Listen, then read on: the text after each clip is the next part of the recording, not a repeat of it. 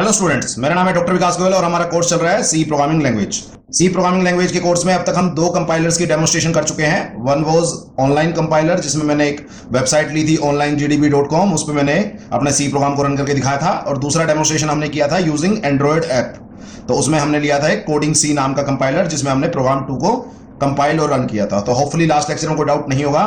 तो अब इस लेक्चर में हम third type of compiler, that is offline compilers की डेमोन्स्ट्रेशन करेंगे।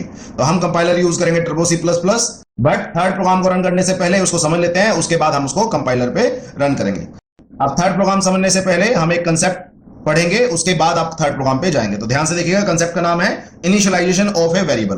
तो इनिशियलाइजेशन ऑफ ए वेरिएबल का मतलब क्या है कि किसी भी वेरिएबल में कोई भी वैल्यू असाइन करना। तो assigning value to a variable, तो किसी वेरिएबल के अंदर कोई वैल्यू डालना, असाइन करना, is called as initialisation.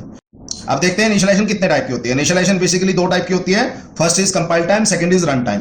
Compile time को आप स्टैटिक इनिशियलाइजेशन भी बोलते हैं और रन टाइम को आप डायनेमिक इनिशियलाइजेशन भी बोलते हैं। क्यों बोलते हैं हम बात करेंगे। तो फर्स्ट कंपाइल टाइम समझ लेते हैं। तो कंपाइल टाइम का मतलब है assigning value to a variable during writing of the program. तो जब आप प्रोग्राम लिख रहे हैं तभी आपने वैल्यू असाइन कर देनी है, इसको बोलते हैं कंपाइल टाइम इनिशियलाइजेशन। ठीक है, तो आप एक एग्जांपल के थ्रू इसको समझते हैं। तो मैंने डिक्लेयर किया int a इक्वल टू 5। अब आपको पता है यहाँ int क्या है, डेटा टाइप, a क्या है वेरिएबल नेम और 5 क्या है कांस्टेंट। तो मैंने एक इंटीजर वेरिएबल लिया a और उसमें मैंने क्या डाल दिया 5। तो जिस टाइम मैं प्रोग्राम लिख रहा हूं उसी टाइम मैंने वैल्यू डाल दी। That is what you known by compile time initialization. या वेरिएबल को डिक्लेयर किया, नेक्स्ट लाइन में या थोड़ी देर बाद उसमें मैंने वैल्यू डाल दी। तो अल्टीमेटली जब मैंने प्रोग्राम लिखा तभी मैंने उन वेरिएबल्स की वैल्यू डाल दी। तो this is what you known by compile time initialisation. ठीक है, तो अब देखते हैं second type of initialisation, that is run time और डायनेमिक इनिशियलाइजेशन। क्या मतलब इनका अभी समझेंगे थोड़ी देर में। तो इसमें क्या होता है, assigning value to a variable during execution of the program. तो जब हम प्रोग्राम को रन करेंगे तब आप वैल्यू प्रोवाइड करेंगे, उससे पहले वैल्यू प्रोवाइड नहीं करेंगे। तो जैसे मैंने दो वेरिएबल लिए int a b, आपको पता है ये डेटा टाइप है, ये वेरिएबल नेम है। तो दो वेरिएबल लिए अगेन a और b, बट मैंने यहां इसमें a और b में कोई वैल्यू नहीं डाली प्रोग्राम लिखते हुए। मैंने किसकी हेल्प ली, scanf की। तो scanf की हेल्प से आपकी रन टाइम इनिशियलाइजेशन होती है। तो जब भी आपको रन टाइम इनिशियलाइजेशन करनी हो या यूजर से इनपुट डलवाना, तो हमेशा किसकी हेल्प लेते हैं आप, scanf की। तो scanf क्या करता है, इसके दो पार्ट होते हैं। फर्स्ट होता है फॉर्मेट स्ट्रिंग और सेकंड होता है लिस्ट ऑफ आर्गुमेंट्स। तो फॉर्मेट स्ट्रिंग में आप बताते हैं कि जो आप वैल्यू इनपुट करा रहे हैं वो किस फॉर्मेट की है। तो आपको पता है इंटीजर फॉर्मेट की है, इसलिए मैंने 2 बार %d लिखा है। और दूसरा है list of argument. List of argument का मतलब आपने वो वैल्यू जो डालेगा यूजर, वो आपने कहां इनपुट करानी है। तो पहली वैल्यू आपने डालनी है a में और दूसरी वैल्यू डालनी है b में। ये है एम्परसेंड, इसका मतलब होता है एड्रेस ऑफ। तो आप वेरिएबल का नाम नहीं देते स्कैनएफ में, आप एड्रेस प्रोवाइड करते हैं। तो इसको आप ऐसे बोलिए एड्रेस ऑफ ए और एड्रेस ऑफ बी, या एम्परसेंड ए एम्परसेंड बी। क्लियर हो गया। अब देखते हैं इस इनिशियलाइजेशन को कंपाइल टाइम क्यों बोल रहे हैं और इस इनिशियलाइजेशन को रन टाइम क्यों बोल रहे हैं। क्यों, आपको प्रोग्राम लिखते टाइम ही पता है ए और बी की क्या वैल्यू होंगी इस केस में। तो इसका मतलब जब प्रोग्राम कंपाइल हो रहा होगा, मतलब उसमें डीबगिंग हो रही होगी, तब आपको ए और बी की वैल्यू ऑलरेडी पता है। तो इसलिए इसको बोलते हैं compile time initialisation. But scanf value कब लेता है, जब प्रोग्राम रन होता है, एग्जीक्यूट होता है। तो जब प्रोग्राम रन होगा तब यूजर ए और बी की वैल्यू डालेगा, तब उसको पता लगेगी कि क्या वैल्यू है ए और बी की। तो कब पता लगी, रन टाइम पे। इसलिए इसको बोलता है रन टाइम इनिशियलाइजेशन। दूसरी बात है, इसको स्टैटिक इनिशियलाइजेशन क्यों कहते हैं। क्यों, क्योंकि एक बार जब आपने ए और बी में वैल्यू डाल दी तो जितनी मर्जी बार आप प्रोग्राम रन करो, 1 टाइम 2 टाइम 10 टाइम, तो जब तक आप खुद सोर्स कोड में जाके इसकी वैल्यू अपडेट नहीं करोगे तब तक ये चेंज नहीं होगी। इसलिए इसको बोलते हैं स्टैटिक। स्टैटिक का मतलब फिक्स। एक बार लिख दिया तो वो तब तक फिक्स रहेगी जब तक आप उसको खुद जाके चेंज नहीं करते।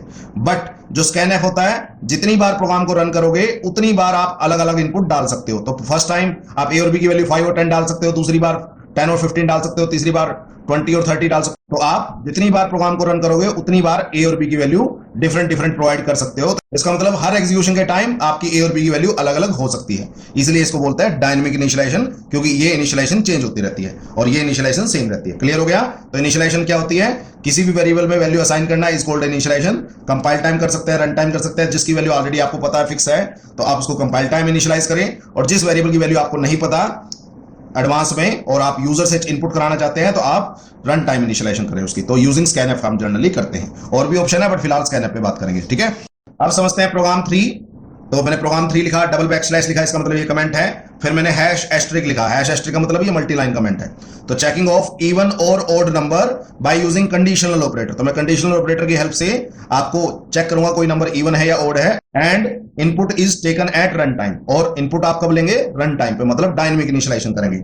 ठीक है, चलो आपको स्टार्टिंग स्टेटमेंट पता है हमेशा किसी प्रोग्राम की, hash include stdio dot H. मैंने बताया था हैश क्या होता है? Pre processor directive. Studio dot H क्या होता है? Standard input output header file. Hash include conio dot H, again conio dot H क्या होता है? Console input output header file. मैंने बताया था जब भी आप प्रिंटफ, स्कैनफ, गेट्स यूज करेंगे तो आपको ये हेडर फाइल इंक्लूड करनी पड़ेगी, और आप जब क्लियर स्क्रीन, गेटch वगैरह यूज करेंगे तो आपको कोनियो डॉट एच को इंक्लूड करना पड़ेगा। होपफुली अब आपको इसका मतलब पता लग गया होगा। नेक्स्ट है वर्ड मेन। आपको पता है क्या होता है? मेन नाम का फंक्शन है जो प्राइमरी फंक्शन है किसी भी सी प्रोग्राम में। ये आपकी खाली पैरेंथेसिस है, और वर्ड का मतलब है रिटर्न टाइप। तो एक मेन नाम का फंक्शन है जो ना कुछ लेगा और ना कुछ देगा। वर्ड का मतलब होता है कुछ ना देना। आप चाहे तो यहां भी वर्ड लिख सकते हैं, मर्जी आपकी है। तो ब्रेसिस स्टार्ट, तो आपको पता है जैसे ही मेन फंक्शन की ब्रेसिस स्टार्ट होती है तो यहां से प्रोग्राम एग्जीक्यूशन स्टार्ट हो जाती है। तो मैंने एक वेरिएबल डिक्लेयर किया इंट एन, ठीक है। तो यहां मैंने इसकी डेटा टाइप बता दी, दैट इज इंट, और एन क्या है? वेरिएबल का नाम। ठीक है, अब उसके बाद मुझे क्या करना है? इसको रन टाइम इनिशियलाइज कराना है, मतलब इसकी इनपुट जो है मैंने रन टाइम पे देनी है। तो जब भी आपको किसी वेरिएबल में इनपुट रन टाइम पे चाहिए तो आपको यूज करना पड़ेगा स्कैनफ। तो मैं स्कैनफ यूज करूंगा। Scanf stand for scan function, F stand for function. तो कई बार वाइवा में पूछ लेते हैं स्कैनफ की फुल फॉर्म क्या है, दैट इज स्कैन फंक्शन। तो ब्रेस स्टार्ट, डबल कोट्स के अंदर आप फर्स्ट पार्ट है फॉर्मेट स्पेसिफायर, तो आप फॉर्मेट लिखते हैं।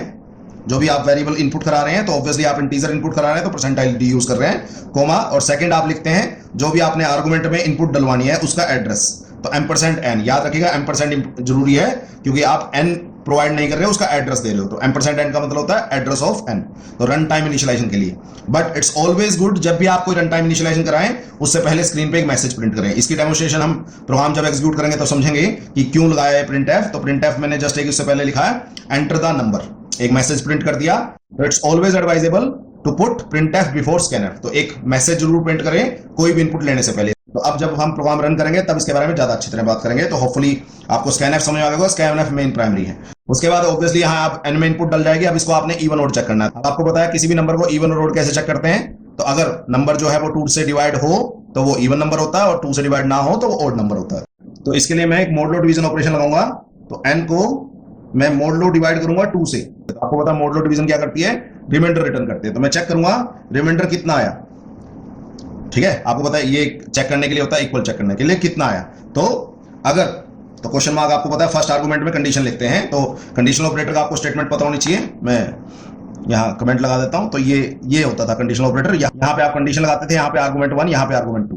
तो ये बात थी। तो मैंने कंडीशन क्या लगाई? एन को 2 से डिवाइड करके चेक कर लो कि वो 0 आता है क्या। अगर 0 आता है तो ऑब्वियसली अगर ये ट्रू होगी स्टेटमेंट तो आपको पता है फर्स्ट आर्गुमेंट चलता है। तो मैं फर्स्ट आर्गुमेंट में लिख देता हूं प्रिंट एफ इवन नंबर, ठीक है। उसके बाद कोलन, सेकंड आर्गुमेंट स्टार्ट होता है। अगर ये फॉल्स हुई तो प्रिंट एफ ऑड नंबर, ठीक है। तो पहले आर्गुमेंट 1 वो हमेशा चेक होता है, वो या तो ट्रू आएगा फॉल्स आएगा। अगर ट्रू आएगा तो आर्गुमेंट 2 चलेगा, नहीं तो आर्गुमेंट 3 चलेगा। ये आपको पता होना चाहिए कंडीशनल ऑपरेटर में। ऑब्वियसली अब ये स्टेटमेंट खत्म होगी तो एक सिंगल सेमीकोलन आएगा लास्ट में। तो ऐसा नहीं कि प्रिंटफ और दोनों प्रिंटफ के पास अलग अलग आएगा, एक सिंगल स्टेटमेंट है ये, तो इसलिए लास्ट में एक सिंगल सेमीकोलन। होपफुली जो मैसेज प्रिंट होना वो हो जाएगा। उसके बाद आपको पता है लास्ट में क्या लगाता है? गेट से स्टेटमेंट लगाते हैं और ब्रेसिस क्लोज। तो अब ये था आपका थर्ड प्रोग्राम। होपफुली समझ आ गया होगा। स्टिल कोई पॉइंट ऑफ डाउट होगा तो please feel free to ask. अब इसको हम रन करेंगे offline compiler, that is turbo C++ पे, ठीक है। क्लियर हो गया? ठीक है, स्टार्ट करते हैं।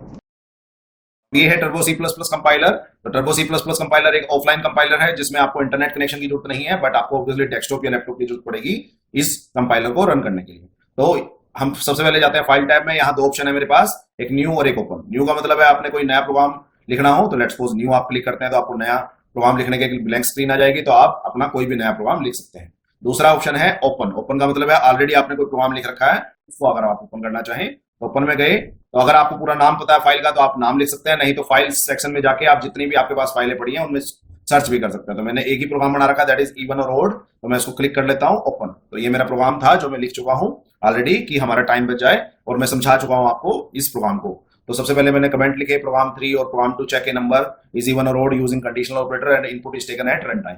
उसके बाद hash include stdio dot h आपको पता है, hash include conio dot h आपको पता है, void main empty parenthesis braces start int n आपको पता है ये वेरिएबल डिक्लेयर किया है। नेक्स्ट है प्रिंट एफ। आपको पता है प्रिंट एफ क्या होता है? प्रिंट फंक्शन होता है जो क्या करता है, जो भी आपकी आउटपुट है वो मॉनिटर पे प्रिंट करता है। तो ये मॉनिटर पे प्रिंट करेगा, क्या प्रिंट करेगा? Enter the number. उसके बाद स्कैन एफ क्या करता है? ये भी एक फंक्शन है, एफ स्टैंड फॉर फंक्शन। ये आपकी इनपुट लेता है कीबोर्ड से और जो भी आपने लोकेशन दी है उसमें डाल देता है। तो स्कैन एफ स्टेटमेंट के दो पार्ट होते हैं, एक होता है फॉर्मेट स्ट्रिंग। फॉर्मेट स्ट्रिंग में आपको जिस तरह की इनपुट लेनी है उसका फॉर्मेट बताया जाता है। आपको पता है इंटीजर इनपुट है आपकी, तो आपको फॉर्मेट क्या लगाया? Percentile d, comma. उसके बाद सेकंड पार्ट होता है लिस्ट ऑफ आर्गुमेंट। तो जिस आर्गुमेंट हमने वैल्यू डालनी है, तो मैंने एन में डालनी है, तो हमेशा उसका एड्रेस पास करो। This is what we call by ampersand. क्या बोलते हैं? Ampersand. तो ध्यान रखिएगा इस बात का।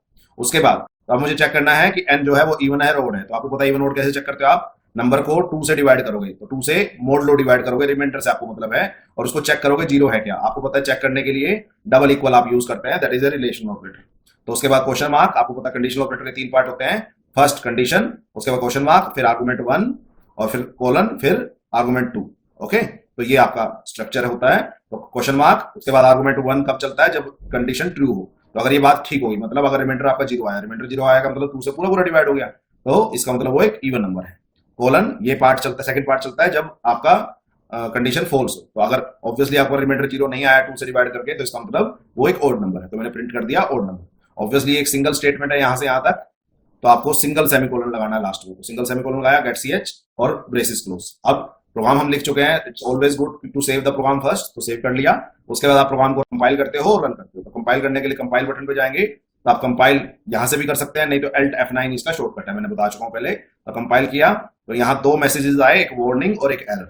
वार्निंग्स का मतलब होता है ऐसी मिस्टेक्स जो आपको रिकमेंड की जाती है कि आप ठीक कर लो, मर्जी है आपकी ठीक करनी ना करनी। और एरर्स होते हैं ऐसे syntax error which are must to be removed before proceeding further. तो प्रोग्राम को आगे स्टार्ट करने से पहले वो उन एरर को खत्म करना ही पड़ता है। लकीली फिलहाल मेरे प्रोग्राम में कोई एरर नहीं है, तो दैट्स गुड। हम लेटर स्टेजेस पे हम एरर्स इंट्रोड्यूस भी करेंगे और उसको 1 बाय 1 रिमूव भी करेंगे। ओके, उसके बाद नेक्स्ट होता है रन। रन करने के लिए आप यहां से जा सकते हैं इस टैब में, या कंट्रोल F9 भी दबा सकते हैं। तो रन कर रहा, तो स्क्रीन पे मेरे मैसेज आया एंटर दी नंबर। तो enter the number, let's suppose मैं 6 एंटर करता हूं, दो इवन नंबर, ठीक है। जैसे मैंने कोई की दबाई तो it will be return to the program itself. तो अब फर्स्ट टाइम एन में मैंने क्या डाला था?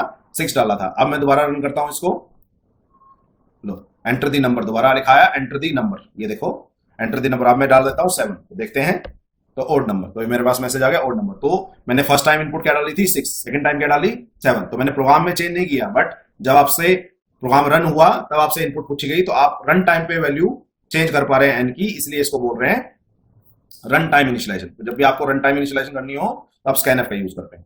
तो आप देख सकते हैं बार बार क्या प्रॉब्लम हो रही है जब भी आप रन कर रहे हैं। तो एंटर दी नंबर नया तो पूछ ही रहा है वो, बट कुछ पुराना डेटा भी पड़ा है। तो अगर आप चाहते हैं कि यस पुराना आउटपुट स्क्रीन पे प्रिंट ना हो, तो आपको एक स्टेटमेंट लिखनी पड़ेगी, मैंने बताया था क्लियर स्क्रीन। तो क्लियर स्क्रीन फंक्शन क्या करता है? ये आपकी प्रीवियस आउटपुट्स को वाइप ऑफ कर देता है। तो कर रहे हैं रन इस बार, तो रन करते हैं। देखो पिछला जो इतना भी आउटपुट था वो रिमूव हो गया। लेट्स सपोज लो 56 और इवन नंबर, तो दैट्स गुड। अब दोबारा इसको रन करें, करते हैं, लो तो अब देखना अब दोबारा फिर वाइप ऑफ हो गया। तो that's a great thing about clear screen. तो आपकी आउटपुट स्क्रीन को वाइप ऑफ कर देगा साफ। तो क्लियर स्क्रीन यूज करें तो दैट्स ग्रेट। अब देखते हैं इस स्कैनएफ स्टेटमेंट से पहले इस प्रिंटएफ स्टेटमेंट का क्या बेनिफिट है। तो मैं इसको हटा देता हूं फिलहाल। तो अगर मैं हटाता हूं तो ठीक है, मैंने हटाने के लिए आपको डिलीट करने की जरूरत नहीं है, मैंने इसके आगे कमेंट साइन लगा दिया, डबल बैकस्लैश लगा दिया। इसका मतलब ये कमेंट है तो कंपाइलर इसको चेक नहीं करेगा। तो अब रन करें प्रोग्राम को, तो प्रोग्राम रन करेंगे। आप देखिए यहाँ पे आपके सामने क्या आ रही है? Blank screen. तो ऑब्वियसली ब्लैंक स्क्रीन का मतलब यार मुझे पता ही नहीं मैंने क्या इनपुट डालनी है। तो मुझे वो तो लकीली पता था कि प्रोग्राम में मेरे एक नंबर डालना है, तो दैट्स वाई मैं डाल रहा हूँ। बट अगर सोचो कि भी एटीएम मशीन में गया, कार्ड डाला और वहां ब्लैंक स्क्रीन आ गई, तो आपको पता ही नहीं लगेगा, तो यूजर इंटरेक्टिव नहीं होगा वो। तो इट्स ऑलवेज ग्रेट कि आप जो आपका प्रोग्राम लिख रहे हैं उसमें हर स्कैनएफ स्टेटमेंट से पहले एक प्रॉपर मैसेज प्रिंट करें कि आपको इनपुट क्या चाहिए। तो जैसे ही आप ये लिखेंगे, दोबारा कंपाइल किया, ठीक है, रन किया, तो अब ठीक है एंटर दी नंबर लिखा रहा है। तो that's great thing about it कि कुछ लिखा रहा है। तो 9856 मैंने किया तो इवन नंबर आ गया। तो दैट्स ऑलवेज गुड कि आप हर स्कैनएफ स्टेटमेंट से पहले प्रिंटएफ स्टेटमेंट लिखें कि आपको पता लगे कि यूजर से आप क्या एक्सपेक्ट कर रहे हैं। ठीक है, होपफुली कोई डाउट नहीं होगा। तो अब आपको क्लियर स्क्रीन फंक्शन समझ में आ गया, प्रिंटएफ फंक्शन समझ में आ गया, स्कैनएफ फंक्शन समझ में आ गया। लेटर स्टेजेस में हम गेट ch फंक्शन भी करेंगे। क्लियर हो गया? आपको पता है क्लियर स्क्रीन और गेट ch जो है वो डिफाइंड होता है conio.h हेडर फाइल में, और प्रिंटएफ और स्कैनएफ डिफाइंड होते हैं आपके studio.h हेडर फाइल में। ठीक है, तो आप देख सकते हैं एक चीज और। चलो देखते हैं काम कि अगर मैं conio.h को इंक्लूड नहीं करता, तो अब देखते हैं कोई एरर मैसेज आता है क्या। कंपाइल करते हैं तो देखो यहाँ 2 एरर शो हुए। एरर देखें क्या शो हुए, वो कह रहा है function clear screen should have a prototype. मतलब जो क्लियर स्क्रीन फंक्शन है उसकी डेफिनेशन नहीं मिली मुझे, और गेट सी एच की फंक्शन की भी डेफिनेशन उसको नहीं मिली। तो दो एरर है उसके पास, क्योंकि क्लियर स्क्रीन और गेट सी एच जो इनबिल्ट फंक्शन है उनकी डेफिनेशन पड़ी होती है कोन्यू डॉट एच फाइल में, और वो आपने इंक्लूड नहीं की। और जैसे ही आप इसको यहां इंक्लूड करेंगे उसके बाद ये एरर मैसेज नहीं आएंगे। ठीक है। सिमिलरली अगर आप चेक करना चाहें स्टेट डॉट एच के साथ आप दोबारा कंपाइल कर लें तो दोबारा दो एरर आए। इस बात पे एरर आए प्रिंट एफ और स्कैन एफ। क्यों? क्योंकि studio dot H header file के अंदर प्रिंट एफ और स्कैन एफ की डेफिनेशन पड़ी होती है, वही आपने इंक्लूड नहीं किया। तो इट्स ऑलवेज मस्ट कि आप कंसर्न्ड हेडर फाइल को जरूर इंक्लूड करें। ठीक है। तो अगर आप गेट सी एच और क्लियर स्क्रीन यूज कर रहे हैं तो आपको कोन्यू डॉट एच को इंक्लूड करना पड़ेगा, और प्रिंट एफ स्कैन एफ के लिए आपको स्टेडियो डॉट एच को इंक्लूड करना पड़ेगा, नहीं तो आप नहीं चल सकते। ठीक है। तो मैंने इसको दोबारा हटा देता हूं, अब कोई कंपाइलेशन एरर नहीं आएगा, तो देख सकते हैं। ठीक है। That's all about this very lecture. Hopefully ये प्रोग्राम आपको समझ में आएगा। स्टिल कोई पॉइंट आउट डाउट होगा तो just feel free to ask. ठीक है। तो इट्स ऑलवेज गुड कि आप लास्ट में जाके प्रोग्राम को सेव करें और फाइनली क्विट करें। तो क्विट के लिए आप यहां से क्विट कर सकते हैं, नहीं तो Alt+X दबा के भी आप क्विट कर सकते हैं। क्लियर हो गया? तो जैसे इसको क्विट करेंगे we will be out of the compiler. ठीक है। तो दैट्स ऑल अबाउट टुडे।